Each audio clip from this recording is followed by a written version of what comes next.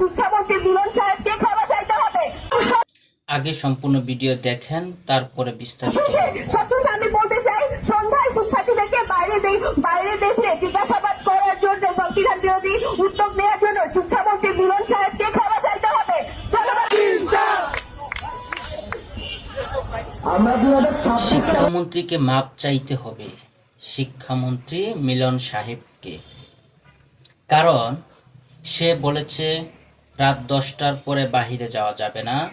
সে বলেছে ভালো করে লেখাপড়া করতে হবে।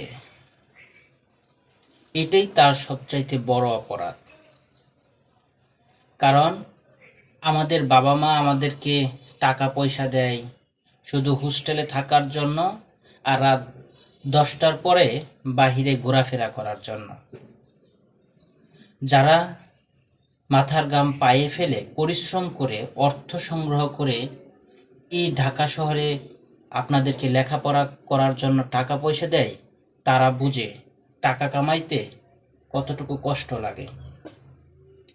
কিছু হলেই রাস্তায় নেমে আসেন, কিছু হলেই ক্ষমা চাইতে হবে, কিছু হলেই আপনাদের দাবি মানতে হবে। দেশটা মগের মূল্য হয়ে গেছে।